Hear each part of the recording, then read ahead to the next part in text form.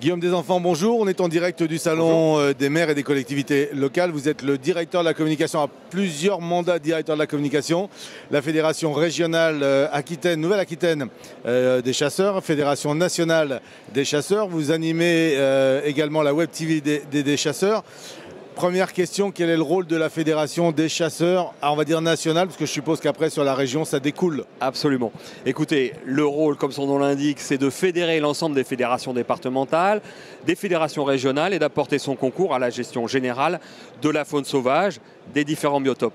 Notre raison ici aujourd'hui au Salon des maires pendant tout ce salon, c'est d'apporter notre concours auprès notamment des collectivités locales, notre partenariat on va dire auprès des collectivités locales, puisque la chasse reste un des derniers maillons sociaux parfois dans les collectivités locales, et on apporte notre concours à la gestion des espèces, mais aussi à leur régulation évidemment, mais et c'est surtout l'intérêt de notre présence ici, c'est le partenariat avec l'éducation à la nature.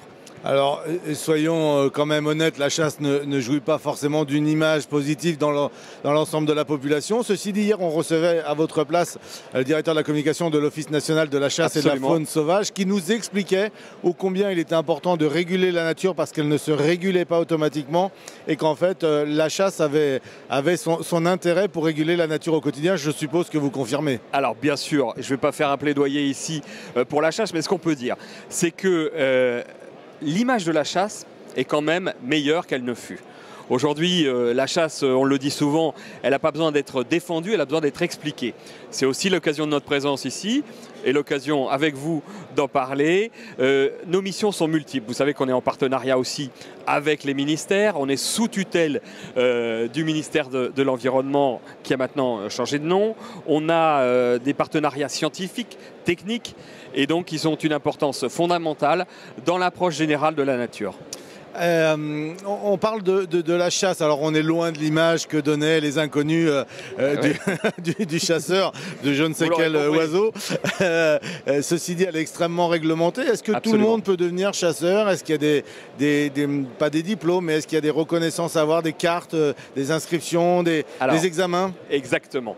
En fait, pour être chasseur, rien de plus simple. Vous vous rapprochez de votre fédération départementale des chasseurs, fédération régionale ou de la fédération nationale, et vous allez passer un permis de chasser. Ce permis de chasser, c'est un des seuls documents officiels qui peut valoir de pièce d'identité. Mais pour passer ce permis de chasser, il y a des épreuves, effectivement, d'un très bon niveau. Il faut apprendre à la fois, vous avez des épreuves théoriques et des épreuves pratiques. Sur le terrain, on va vous apprendre à manier des armes, puisque n'oublions pas qu'on est quand même avec des armes dans les mains, et également pratique pour une meilleure connaissance des espèces, des espaces, et aussi de la biologie des animaux et de la biologie de certaines espèces végétales également.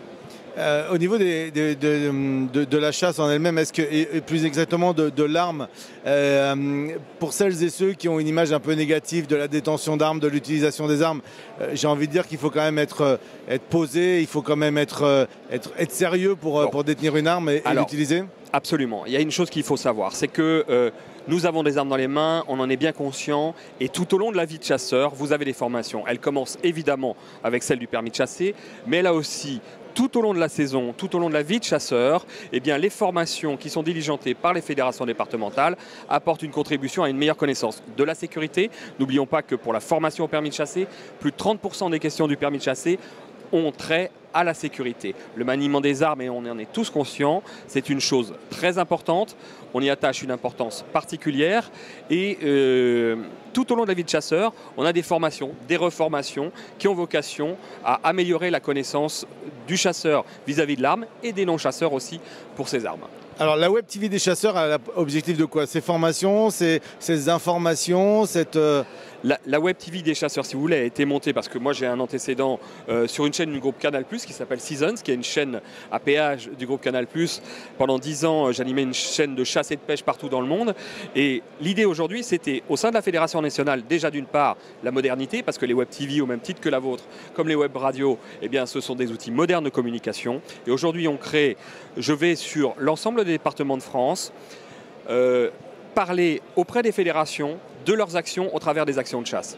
Et on arrive à avoir des scores qui sont assez raisonnables, puisqu'on atteint 200, 300 000 vues sur certains sujets.